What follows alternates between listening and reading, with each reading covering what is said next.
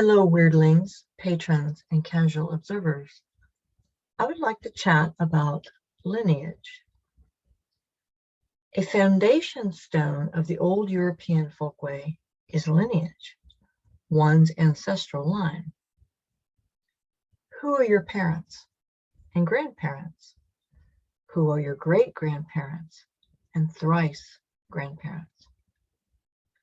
As a human being, we each have 4 genetic grandparents, 8 genetic great-grandparents, 16 genetic great-great-grandparents, 32 genetic great-great-great-grandparents. Back to the beginning. Anthropologists affirm that the key consequence of 3 generations being alive together results in the preservation of information which would otherwise have been lost. Vital information, literally vital. The elder among us would have remembered the seasonal changes and when to plant or harvest. They would have remembered the natural fluctuations of drought and deluge. They would have remembered the plants for healing and how to treat illness. And where the younger would go out to hunt and gather, the elder would stay behind to provide protection and care to the children. As an aside, the prefix grand is from Anglo-French, and elder is Old English. As is the very idea of familial unio, or collective well-being, and expectation and exchange of responsibilities to include discipline and instructional parenting. In the lore, demonstrating one's descent group is a standard form of identity and recognition. Simply put, one knew someone based on not just their individual deeds, but who their parents and grandparents were. Because from one's relation, one's own self is shaped. Which brings me to Hyndluljod 33. Eru Völva allar Víðulfi, Vitkar allar Vilmeiðr, Seiðbereindr fra Svarthöfði, Iotnar allar Aurgelmir komnir. In this verse, we learn of the lineage, the very origin of Völvas, Vitkis, Seiðbereindrs, and Iotnars. If Seidr can be said to be shamanism, and I believe it can, then where did it evolve at all? After all, the might and main of spirit workers is worldwide. Seid folk, akin to northern shamans, navigate the spirit landscape, converse and negotiate with weal and ill spirit, establish relationships with the dead and the yet to be born, and in all ways, regardless of situation or circumstance, listen when other speaks, instructs, advises, or cautions. The sheer magnitude of Seidr and shamanism will never be fathomed, for it does not reside in DNA. It is pre-agricultural, a contributing factor to evolution, survival, and reproduction. And assuredly, from my perspective as a Seidr woman, was at the primal beginning. Returning to Hyndluljod 33 in English. All vulvas from Víðulfi, all Vitkis from Vilmeiðr, Seiðbereindr from Svarthöfði, Jotuns all from Aurgelmir come. This verse clearly states the parental or primal lineage of Víðulfi, Vilmeiðr, Svarthöfði, and Aurgelmir. Víðulfi is the far-roaming wolf. All vulvas can trace their lineage to this wolf mother. Vilmeiðr is the willer of the long beam. All Vitkis can trace their lineage to one who consciously and deliberately, with purpose, chose to self-sacrifice. Svarthöfði is the black-headed one. All Seiðbearers can trace their lineage to her. And Aurgelmir is the primal shrieker, also known as yearn, the groaner. All Jotuns and Gigyar trace their lineage to this primal tone. But what is the impetus behind these births? What was the catalyst that brought us these first ones? And what was their motivation to pass this primal knowing to humans? Certainly, in a primal setting, a group needed a healer, someone who was able to memorize hundreds of herbs for both healing and cooking, someone who would treat a broken bone equally as postpartum depression. Certainly, in a primal setting, a group needed someone to interact with the natural world and mitigate or neutralize harm. In essence, to generate luck. Certainly, in a primal setting, a group needed someone with a mind able of remembering and re-remembering the core beliefs that eliminated potential injury based on their past memory and experience.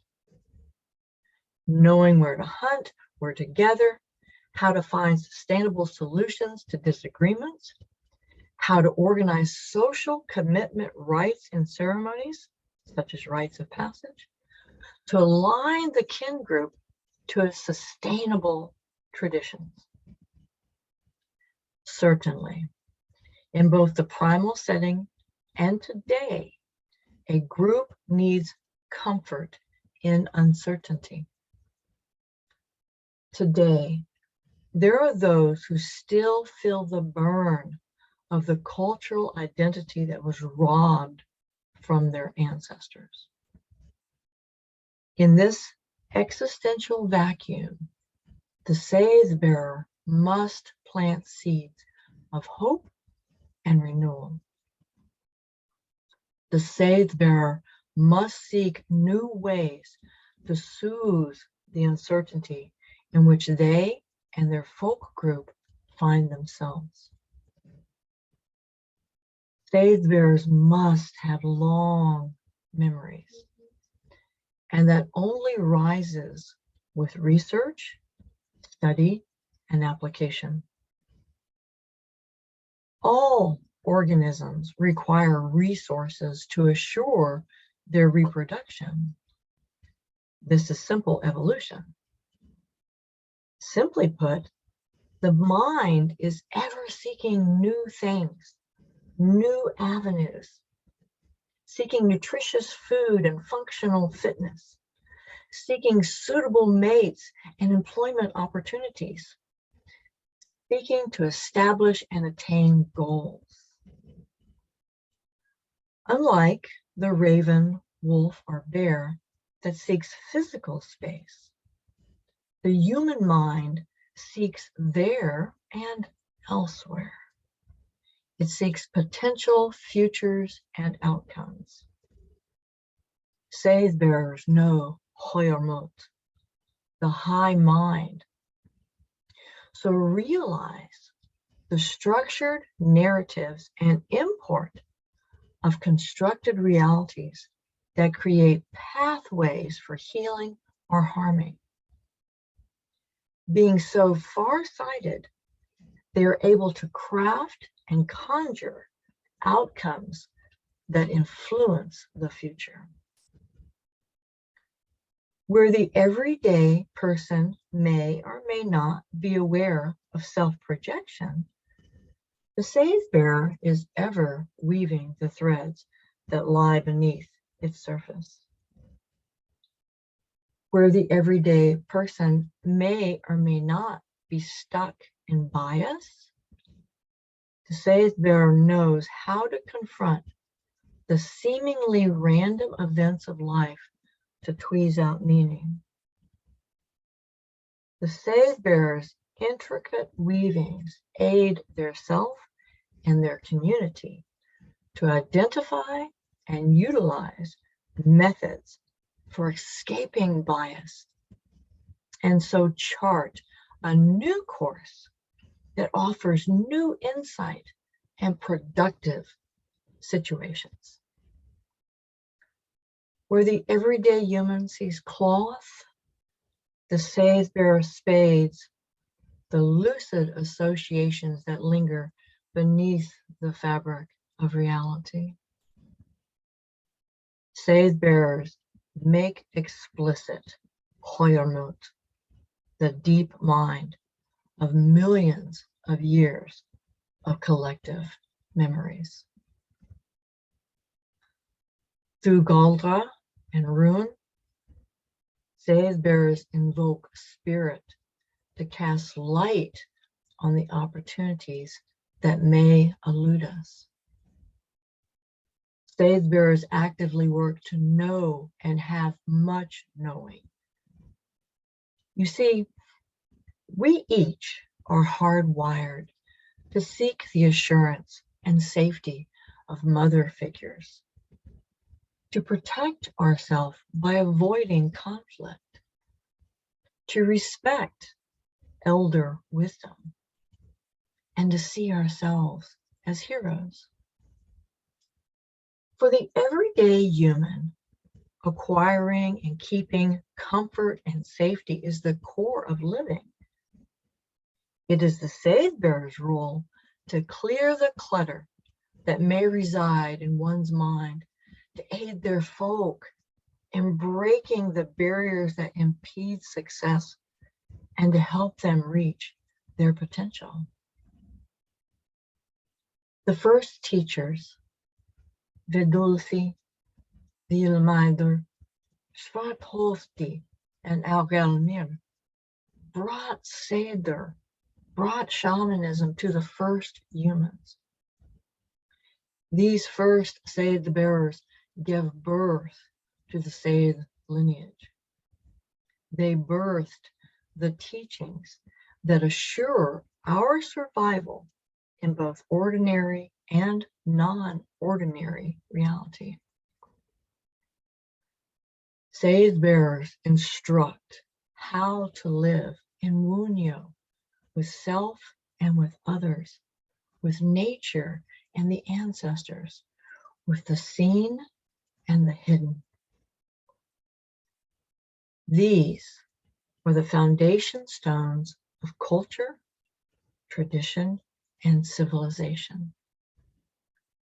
Seiðbereindrs sit out and conduct rites that serve their folk, and from their effort comes the morals that sustain everyday humans.